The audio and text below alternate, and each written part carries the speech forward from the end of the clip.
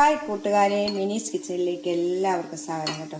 നല്ല സൂപ്പർ ടേസ്റ്റായിട്ട് തട്ടുകടയിലും ഹോട്ടലിലും ഒക്കെ കിട്ടുന്ന അതേ ടേസ്റ്റിൽ ഒരു പെറോട്ടയ്ക്കും ചപ്പാത്തിക്കും ഒക്കെ പറ്റുന്ന നല്ല ടേസ്റ്റിലായിട്ടുള്ളൊരു കറിയുടെ റെസിപ്പിയാണ്.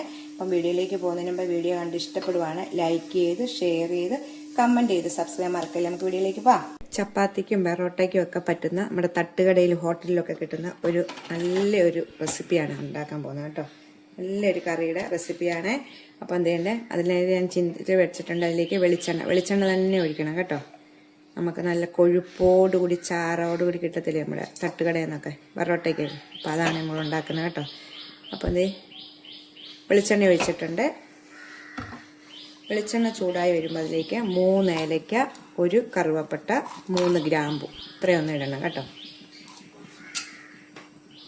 കൂടെ തന്നെ ഒരു 1/2 ടീസ്പൂണ് പെരിഞ്ചീരകം കൂടെ, മുഴുവനായിട്ടുള്ള പെരിഞ്ചീരകം കൂടെ.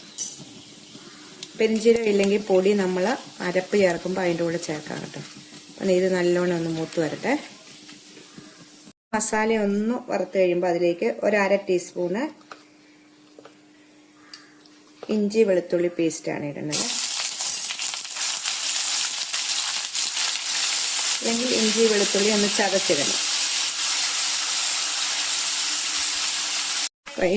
ഇഞ്ചി വെളുത്തുള്ളി ഉണ്ട് നല്ലോണം ഒന്ന് മൂത്ത് വരുമ്പോൾ ഇതിലേക്ക് 2 സബോള ചെറുതായിട്ട് കൊത്തി അരിഞ്ഞത് കേട്ടോ.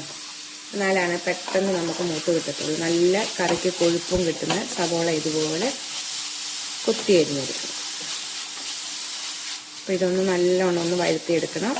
അപ്പം ഇതിലേക്ക് ഒരു 2 പച്ചമുളകും കൂടി ഇടാം. 2 പച്ചമുളക് എന്നിട്ട് നമുക്ക് നല്ലോണം ഒന്ന് സബോളയൊന്ന് വഴറ്റിയെടുക്കണം. അപ്പം നമുക്കിന്ന് പെട്ടെന്ന് വഴന്ന് കിട്ടാൻ വേണ്ടി ഒന്ന് ഇച്ചിരി ഉപ്പ് ഇടുമ്പോഴത്തേക്ക് ശരിക്കും പെട്ടെന്നൊക്കെ വഴന്ന് കിട്ടും കേട്ടോ. നമ്മൾ സബോളയൊക്കെ എപ്പോഴും വഴറ്റുമ്പോൾ ഇച്ചിരി ഉപ്പിട്ടാൽ മതി. ഇച്ചിരി ഉപ്പിടുവാണ്. സബോള ഇതുപോലെ വഴന്ന് വരുമ്പോൾ ഇതിലേക്ക് 1.5 തക്കാളി, ചെറുതാണെങ്കിൽ 2 എണ്ണം, വലുതാണെങ്കിൽ 1.5 തക്കാളി ഇതുപോലെ കഷ്ണങ്ങളാക്കിയിട്ട് അരിയണം കേട്ടോ.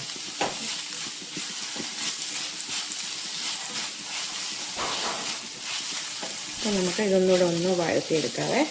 പിന്നെ ഇതിലേക്ക് ഒരു സ്വല്പം കരിയാപ്പിലയും കൂടി ഇടാം ഈ സമയം. എന്നിട്ട് ഒന്നുകൂടെ ഒന്ന് വഴറ്റിയെടുക്കാം.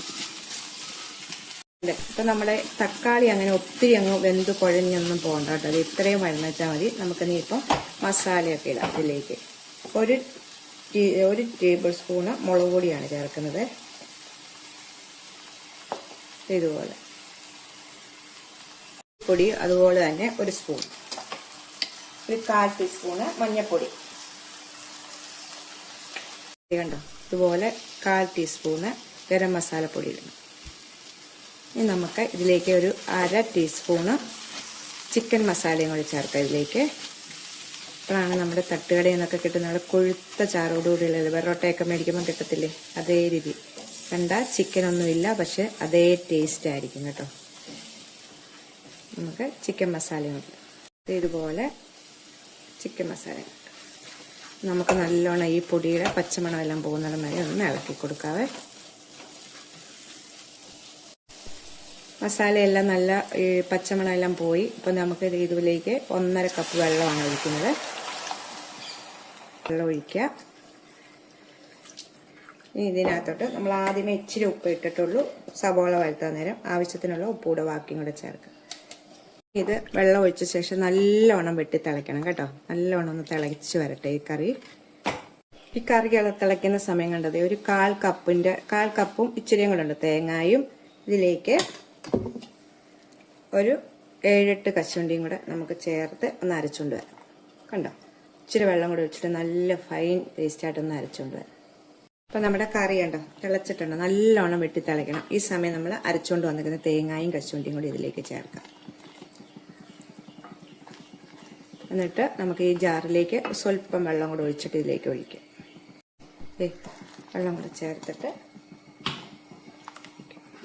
നമുക്ക് തീ മീഡിയത്തിൽ വെച്ചിട്ട് ഇതൊരു 10 മിനിറ്റ് നല്ലോണം മൂടി വെച്ച് നല്ലോണം തിളയ്ക്കണം. നല്ല 10 മിനിറ്റ് തിളച്ച് കഴിയുമ്പോഴാണ് ഈ കറിക്ക് നല്ല ടേസ്റ്റ് കിട്ടുന്നത്, അതേ ടേസ്റ്റ് കിട്ടുന്നത് കേട്ടോ. അപ്പം നമുക്കിതൊന്ന് മൂടി വെക്കാം. ഈ സമയം തീ മീഡിയത്തിൽ വെക്കണം. അപ്പം അതൊരു 10 മിനിറ്റ് നേരം ഒന്ന് തിളക്കട്ടെ. ഇപ്പം നമ്മുടെ കറി നല്ലോണം ഉണ്ടോ, ഈ എണ്ണയൊക്കെ തെളിഞ്ഞ് ഉണ്ടോ നല്ല കുറുകി വന്നിട്ടുണ്ട് കേട്ടോ. കാണുമ്പോഴേ അറിയാമല്ലോ. ഈ സമയം നിങ്ങൾക്ക് മല്ലിയില ഉണ്ട്, മല്ലിയില ഇടുക കേട്ടോ. അപ്പം മല്ലിയില ഇഷ്ടമില്ലെങ്കിൽ കരിയാപ്പല ഇതുപോലെ കുറച്ച് ഞുള്ളി ഇടുക. ഇത്രയും മതി. നമുക്ക് ഇപ്പോൾ സമയം ഉപ്പൊക്കെ ഉണ്ടെന്ന് നോക്കാം. ഇതിനകത്തേക്ക് ലാസ്റ്റ് നമുക്ക് ചേർക്കേണ്ടത് ഇച്ചിരി നെയ്യ് ചൂടാക്കി അതിലേക്ക് ഇച്ചിരി മുളക് പൊടിയും കൂടെ ചേർത്ത് ഇതിലേക്ക് ഒഴിക്കുമ്പോൾ നല്ലൊരു കളറും ടേസ്റ്റും ആയിരിക്കും കേട്ടോ. അപ്പം നമുക്ക് നെയ്യൊന്ന് ചൂടാക്കാം. ഇതുപോലെ കണ്ടോ, നെയ്യിലേക്ക് കുറച്ച് മുളക് പൊടി ഇട്ടിട്ട് ഇതിൻ്റെ മേളിലേക്ക് ഒഴിക്കണം കേട്ടോ. സൂപ്പർ ടേസ്റ്റാണ് കേട്ടോ ഈ നെയ്യും ഇതെല്ലാം കൂടി ഇടുമ്പോൾ. ശരിക്കും നമുക്ക് തട്ടുകട നോക്കാം, കാണുമ്പോഴേ അറിയാമല്ലോ. അപ്പം നമുക്ക് തീ ഓഫ് ചെയ്യാം.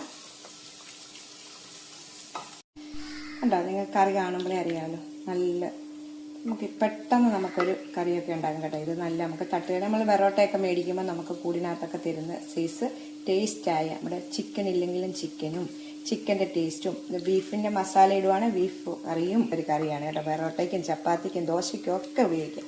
അപ്പം എല്ലാവരും ഒന്ന് ട്രൈ ചെയ്ത് നോക്കണം. അപ്പം നമുക്ക് അടുത്ത വീഡിയോ കാണാം. ടാറ്റാ.